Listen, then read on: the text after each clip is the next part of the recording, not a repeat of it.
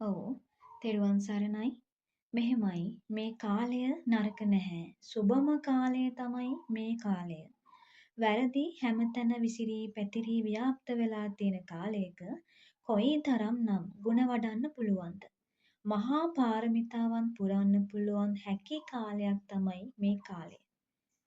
සිල් සුවඳක් නැති කලක සීලය රකින්නවා නම් ගුණයක් නැති ලොවක ගුණ වඩනවා නම් ඒ වෙනුවෙන් උත්සාහ කරනවා නම් වැරදි ගොඩක් මැදිව නිවැරදි වෙන එකම දරුවෝ කොයිතරම් වාග්යක්ද.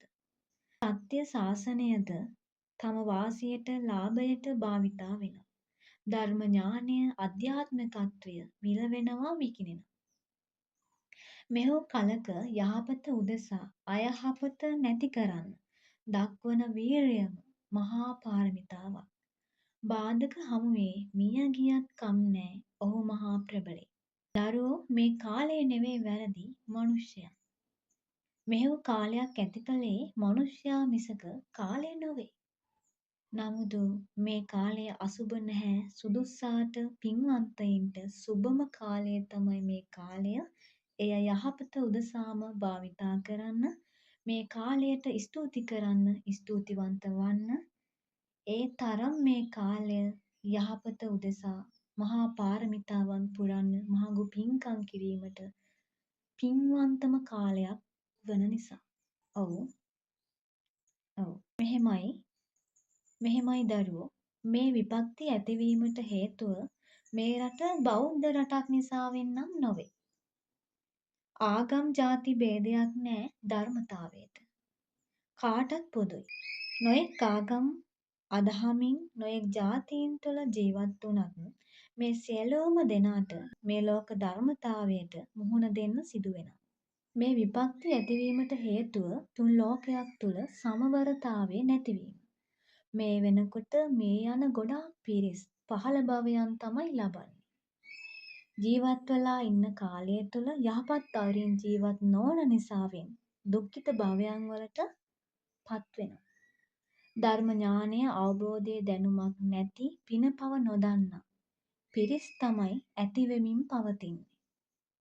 අයහපත ප්‍රබලව ක්‍රියාත්මක වෙනකොට ඊට අනුව සියල්ල අයහපත් අයුරින්ම සිදු වෙනවා.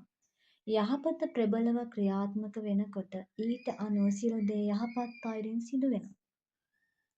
යහපත ප්‍රබලව ක්‍රියාත්මක වෙලා තියෙනකොට දරුවෝ අයහපත් පිරිස්ද ඊට අනුගත වෙලා ඒ පැතිකඩයට හැරෙන ඉඩකඩ වැඩි.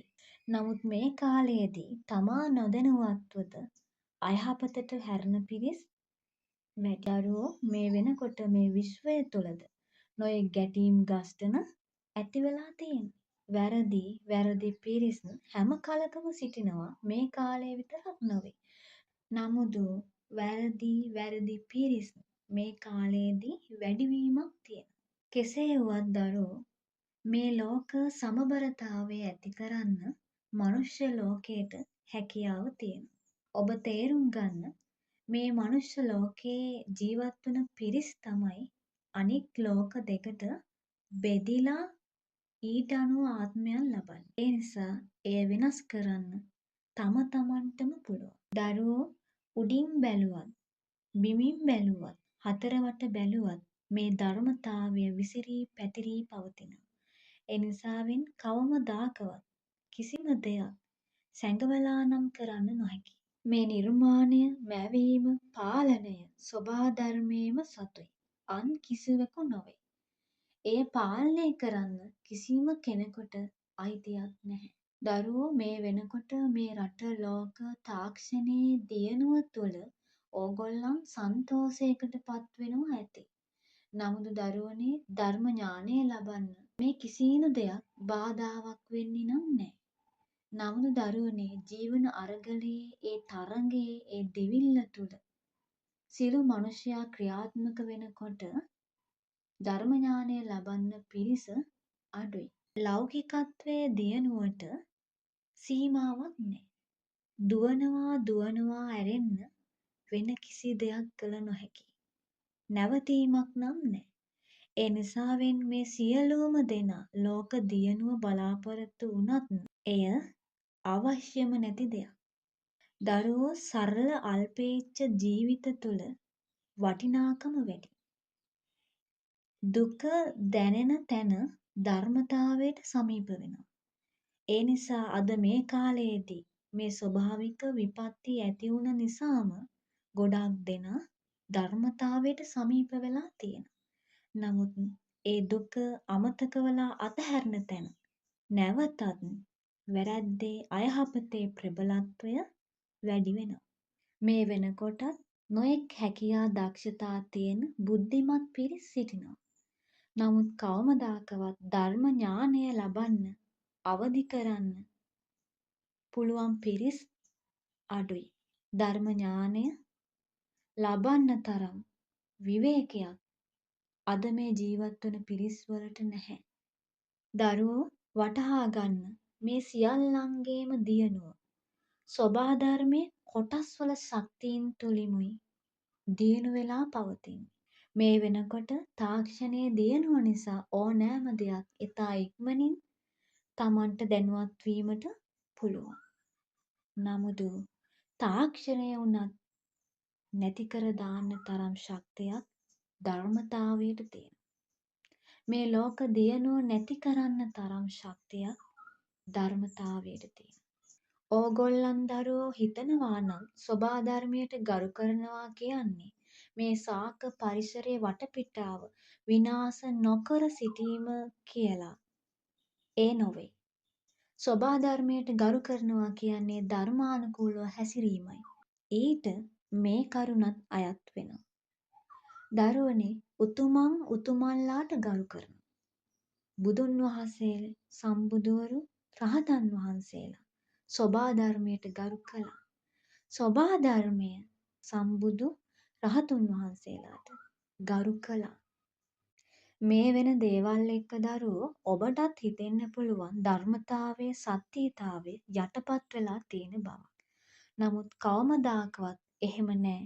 ධර්මතාවය සැමදා එකම තැන එකම සත්‍යානුභව අනුහස් විහිදුවාගෙන හොඳින් පිහිටලා තියෙනවා. නමුත් අයහපත ප්‍රබලව ක්‍රියාත්මක වෙනකොට යහපත දකින්න පිරිස් නැහැ. නමුදු අයහපතට යහපතේ සත්‍යානුභාවයේ දරන්න පුළුවන්නේ එක්තරා සීමාවකට විතරයි. ඉන් පසුව අයහපත විසින්ම නැසීගෙන යනවා. ඒ තරම් යහපතේ සත්‍යීතාවය බලවත්. එතකොට දරුවෝ අයහපත නැති කරන්න යහපත් පිරිස් අවශ්‍ය නැහැ. යහපතින් නැගිටිනවා වගේම අයහපත විසින්ම නැසීගෙන යනවා. මම මේ පැහැදිලි කරන්නේ මේ රට ගැන විතරක්ම නොවේ. නැවත ස්වභාවික විපත්ති ඇති වෙනවා. මේ මොහොතේදීද ස්වභාවික විපත්ති ඇති වෙමින් පවතින. දරුවෝ ඕගොල්ලෝ හිතනවා නම් ස්වභාවික විපත්ති වලින්ම ගැටලු මතුවෙනවා බව. එහෙම නෑ දරුවනේ. ස්වභාවික විපත්ති වලින් වගේම මිනිසයා අතරින්ද තමන් තුළින්ද මෙය යාම් සිදු වෙනවා. දියණු අඩාල වෙනවා. කොහොම වෙතත් දරුවෝ ඕගොල්ලන් බලාපොරොත්තු වන රට ලෝකයේ දියණුව ලැබීමට ඉඩකඩක් නැහැ. තාක්ෂණයේ දියණුව විඳින්න යන පිරිසටද වැරදීම් වෙනවා ඉතායි. මේ තාක්ෂණය මේ ලෝක දියණුව නිසා වෙන්න ගොඩක් ජීවිත විනාශ වෙලා යනවා. ඒ නිසාවෙන් දරුවනේ තාක්ෂණය වගේම රටලෝක දියණුවත් නැතිවීමට හේතුයි. වගේම අල්පේච්ඡ සරල දිළිඳුකමින් සාර්ථකත්වය උදාපත් කරන කාලයක් තමයි බිහි වෙන්න තියෙන්නේ. බලාපොරොත්තු වන රටලෝකයේ දියණුවද තාක්ෂණයේ දියණුවද අඩාල වෙමින් අල්පේච්ඡ සරල වූ ජීවිත රටාවකට පත් වෙන්න වෙනවා. දිළිඳු වූ ජීවිත රටාවක් ඇති වුවත් ධර්මානුකූල හැසිරීම් ඇති ගෞරවනීය පිරිස් නිසකවම ඇති වෙනවා. නමුත් රටලෝකයේ දියණුව තාක්ෂණයේ දියණුව නම් නැති වෙනවා. නැති වෙන්නේ ඕගොල්ලෝ බලාපොරොත්තු වන විදිහට නම් නොවේ. සියල්ලම විනාශ වී ගොස් සියලුම පිරිස් ධර්මතාවයට අනුව ජීවත් වෙන තැනට පත්වෙනවාමයි. නමුදු කවමදාකවත් කිසිම දෙයකට බිය වෙන්න අවශ්‍ය නැහැ. සෝභාධර්මය ධර්මතාවයේ ආශිර්වාදය හිමි අයට කවමදාකවත් වරදින්නේ නැහැ. කිසිදු අතුරු අන්තරාවක් සිදු වෙන්නේ නම් නැහැ. සෝභාධර්මයේ ධර්මතාවයේ ආශිර්වාදයේ හිමි වූ අයට මරුන් පවා පරාජිත වෙනවා එතන. ඒට සාක්ෂි තමයි බුදුන් වහන්සේලා සහ රහතුන් වහන්සේලා. අයහපත ප්‍රබලව ක්‍රියාත්මක වෙලා තියෙන කාලයක ඊට එරෙහිව හැම කලකම සෝභාධර්මය ක්‍රියාත්මක වුණා. සමහරක් රට තුල පවතින අයහපත් පුරුදු නැති කරන්න ඒ රට නායකින්ටවත් බෑ. එහෙම වෙනස් කරන්න උත්සාහ කරොත් රට තුල ඇති වෙන්නේ භීෂණ. වගේම තමන්ගේ නායකත්වයද නැති වෙලා යනවා. එනිසාවෙන් නායකයෙකුටවත් කළ නොහැකි දේ සෝභාධර්මය ඉටු කරනවා. සෝභාධර්මය යහපත ඇති කරන්න හැම කලකම මැදිහත් වෙනවාමයි. උපක්‍රමශීලීව ස්වභාවිකවම කාටවත් හිතාගන්න බැරි ආකාරයට සියල්ල හොඳින්ම සිදු කරමින් පවතී. දරුවනේ හොඳින් වටහා ගන්න. අනාගතය යහපත් වෙන්න නම් වර්තමානයේ විසඳිය යුතුමයි. එය විසඳීම වෙනුවෙන් විය යුතු සියල්ල හොඳින්ම සිදු වෙනවා. ඒ සිදුවෙන්නා වූ කිසිම දෙයක් නවත්වන්න කිසිම කෙනෙකුට බැහැ. නමුදු ඒ සිදුවන දේවල් තුළින් තමන්ට බලපෑමක් නොවෙන්න තම තමන් වග බලා ගන්න. මම මේ කිව්වේ අනාවැකියක් නම් නෙවෙයි, පැහැදිලි කිරීමක්. මේ මොන දේ කිව්වත් ඵලයක් නැහැ. දෙයක් විසඳිය යුත්තේ තමන් තුළින්මයි. එය හොඳින් ඔයගොල්ලෝ වටහාගෙන තේරුම්ගෙන ඊට අනුව ක්‍රියාත්මක වන්න. කෙසේ වුවත් දරුවෝ මේ රට තුළ බොහෝ අයට ධර්ම වැටහීම තියෙනවා. නමුදු තව තවත් ඒ ධර්ම ඥාන දියුණුව ලබන්න විවේකයක් නැහැ. මේ රට වසන පිරිස්ද අන් රටවල් අනුකරණය කරමින් ඊට අනුගත වෙලා නවතම ජීවිත රටාවකට පුරුදු වෙමින් ඒ රටවල් මෙන් ප්‍රබල දියුණුවක් අත්කර ගැනීමට මේ රටෙහි ඔබද ප්‍රබල කැමැත්තක් ඇති වී එය ඇති කරන්න උත්සාහ කරමු. නමුදු එය කළ නොහැකි, එය සිදු වෙන්නේ නැත. මේ රටෙහි භූමි පිහිටීමට අනුව වෙනස්ම වූ බලවත්කම පවතිනවා. ඒ වෙනස් කරන්න මේ රටවැසි ඔබ කොහොම ජීවත්වීම් රටාවකට පුරුදු වුවත් පළක් නෑ. එනිසාවෙන් අන් රටවල් අනුකරණය නොකර මේ රට ආදර්ශමත් රටක් බවට පත් කරන්න නිරන්තරයෙන් උත්සාහ කරන්න.